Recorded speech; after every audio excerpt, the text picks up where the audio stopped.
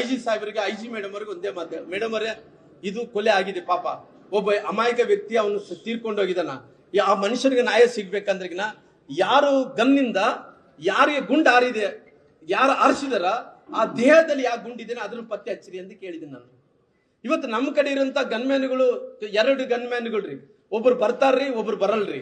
ಒಬ್ರು ಡ್ಯೂಟಿ ಇದ್ದಿದ್ದಿನ ಬಂದು ಬರ್ತಾರ್ರಿ, ಇನ್ನೊಂದು ಡ್ಯೂಟಿ ಇದ್ದಿದ್ದಿನ ಅವ್ರು ಅಬ್ಸೆಂಟ್ ಆಗ್ತಾರೆ, ಇವ್ರು ಬರ್ತಾರೆ. ನಮಗೆ ಒಂದು ಗನ್ಮ್ಯಾನ್ 2 ಗನ್ಮ್ಯಾನ್ ಇದಾರ. ಜನಾರ್ದನ್ ರೆಡ್ಡಿ ಹತ್ರ ಏನು 4 ಮಂದಿ ಗನ್ಮ್ಯಾನ್ ಇದಾರೆ, ಅವ್ರು ಗಂಗಾವತಿಯಲ್ಲಿ ಇರೋ ಕಾರಣ ಅವ್ರು 4 ಗನ್ಮ್ಯಾನ್ ಇದಾರ್ರಿ. ಹಂಗಾಗಿ ಅವ್ರು 4 ಗನ್ಮ್ಯಾನ್ಗಳ ಹತ್ರ, ನಮ್ಮ ಇತ್ತಂತ ಗನ್ಮ್ಯಾನ್ಗಳ ಹತ್ರ, ಸೋಮಶೇಖರ್ ರೆಡ್ಡಿ ಇರೋಂತ ಗನ್ಮ್ಯಾನ್ಗಳ ಜೊತೆ ಅವ್ರೆಲ್ಲರೂ ಕೂಡ ಬುಲೆಟ್ಗಳು ಎಲ್ಲ ಲೆಕ್ಕ ಇರ್ತತ್ರಿ, ಯಾವ ಮುಚ್ಚಕ್ಕಾಗಲ್ಲ. ಬುಲೆಟ್ ಎಲ್ಲ ಕೂಡ ಲೆಕ್ಕ ಇರೋಂತ ಟೈಮಲ್ಲಿ ಅವ್ರು ಲೆಕ್ಕ ಮಾಡ್ಕೊಳ್ಳಲ್ಲ. ಅದು ಬಂದು ಪೊಲೀಸರು ಕೊಡ್ತಾ ಇರುವಂತ ಬುಲೆಟ್ ಬಂದು 0.35 ಪೊಲೀಸರು ಕೊಡ್ತಾ ಇರುವಂತದ್ದು. ಇವ್ರು ಆರಿಸಿದಂತ ಗುಂಡು ಯಾವುದು 0.76 ಗುಂಡನ್ನ ಆರಿಸಿದಾರ ಇವತ್ತು. ಹಂಗಾಗಿ ನಾನು ಏನ್ ಹೇಳ್ತಾ ಇದ್ದೀನಿ, ನೀವು ಫೋರೆನ್ಸಿಕ್ ಕೊಡ್ರಿ, ಈ ಫೋರೆನ್ಸಿಕ್ ಕೊಡ್ರಿ, ಯಾರಿಲ್ಲ ಇಲ್ಲ ಅನ್ನಕ್ಕಾಗಲ್ಲ.